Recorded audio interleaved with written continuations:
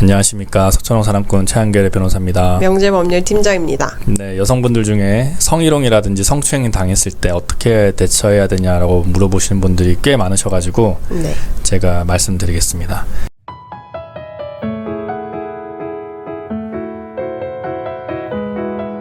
일단 즉각적으로 행동을 하셔야 됩니다. 성범죄가 암수범죄라 그래가지고 10명 중에 한 2명 정도?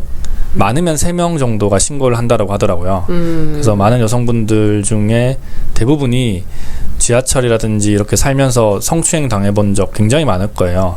성희롱도 마찬가지겠죠. 회사에서 성희롱 당하는 거 굉장히 많을 겁니다. 그럴 때 좀 즉각적으로 단호한 거부의 의사를 표시하셔야 됩니다. 네. 그만하세요 이렇게 말씀을 하셔야 되고, 나 기분 나쁩니다, 왜 만지세요 이렇게 말씀을 하셔야 되고, 직장 상사로부터 그런 얘기 들었을 때도 좀 불쾌한데요 라고 얘기를 하셔야 돼요. 그 분위기 요즘 쌓여지고 그런 시대가 아닙니다. 요즘 시대는 오히려 그렇게 얘기를 해줘도 괜찮은 시대가 됐으니까 단호하게 말씀을 하셔야 되고, 그리고 강제추행과 같은 거와 관련해가지고는 좀 상황이 악화될 위험이 있습니다. 뭐 술자리라든지 이럴 때 나왔을 때 갑자기 누군가가 만지거나 뭐 이런 경우가 있거든요. 그렇게 된다면은 일단은 안전한 장소로 대피를 하셔야 돼요. 좀 밝은 데라든지 뭐 편의점이라든지 이런 데로 이동을 하셔야 되고, 그리고 신고를 하시려면은 증거를 확보하셔야 됩니다. 웬만해서는 신고하시는 것을 저는 추천드리고, 왜냐하면 이런 범죄가 없어지려면은 꾸준한 신고와 처벌이 필요하거든요. 그래서 상황을 기록을 하고 그 가해자가 어떻게 나한테 했는지, 어떤 말을 했는지, 어떤 행동을 했는지 다 기록해 놓으시고, 시간, 장소, 또 주위에는 누가 있었는지 이런 것들을 가능한 한 상세히 기록을 하셔야 됩니다. 뭐 예를 들어서 제가 회사에서 일어난 강제추행을 한번 말씀드리자면은, 뭐 2022년도 뭐 5월 19일 날 몇 월 몇 시에 회사 회의실에서 상사 누구누구가 나에게 부적절하게 신체 접촉을 시도하였고 하였다, 이런 내용을 적어 놓으시고, 일기장에도 적어 놓으시고, 또 가장 중요한 게 친구들한테 얘기하는 게 중요해요. 메시지라든지 이메일을 좀 저장을 한 다음에 그 시간을 표시를 해놓는 것도 괜찮고, 아니면은 그냥 내 친구에게 그런 내용을 적어가지고 이런 일이 있었다라는 걸 알려놓고 그거를 보관하는 것이 가장 신빙성이 큽니다. 나중에 말만 하는 것보다는.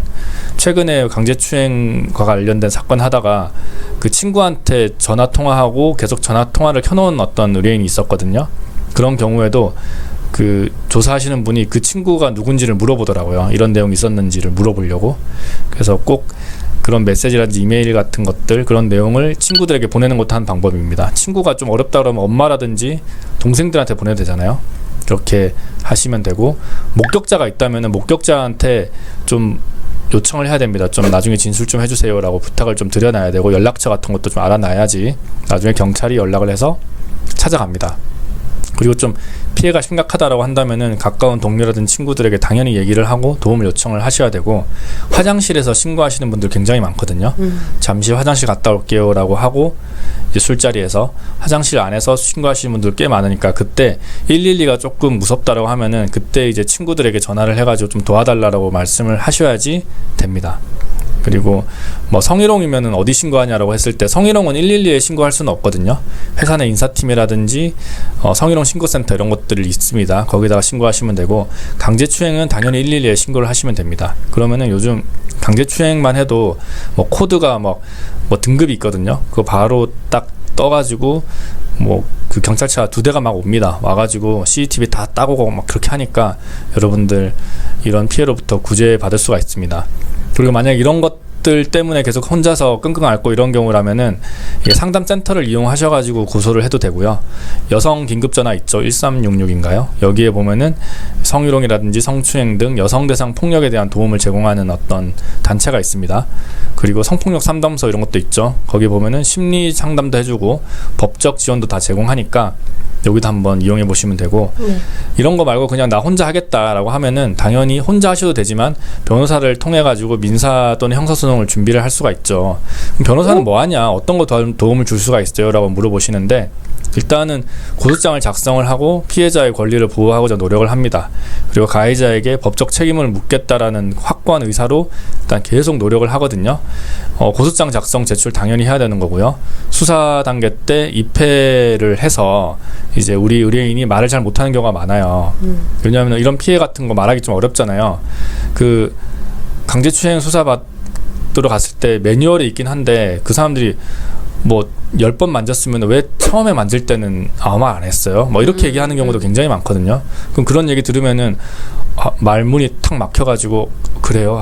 그러면 이제 그쪽에서는 너도 즐긴 거 아니냐 뭐 이런 얘기 분명히 나옵니다. 그래서 내가 처음엔 너무 당황해가지고 말을 못했다, 내가 거부 의사를 표현하지 못했다, 이런 내용을 얘기를 해줘야 됩니다. 그런 거 다 변호사가 하니까 변호사를 선임하시는 것이 좋고, 그리고 또 가해자가 형사 합의 같은 거를 시도할 수가 있잖아요. 그때 변호인의 도움이 굉장히 큽니다. 변호인, 내가 내 이야기를 말하는 건 좀 어렵잖아요. 나한테 뭐 1억 주세요, 2억 주세요 말하기 어려운데 대리인이 우리 의뢰인이 1억 달라고 그러는데요 라고 말하는 거는 충분히 할 수가 있단 말이죠. 그래서 형사 합의할 때 변호사 쓰는 것이 굉장히 도움이 됩니다. 그리고 민사소송은 어떻게 하느냐, 이런 경우에 형사고소를 진행을 하고 손해배상 청구를 같이 들어가는 경우가 종종 있습니다.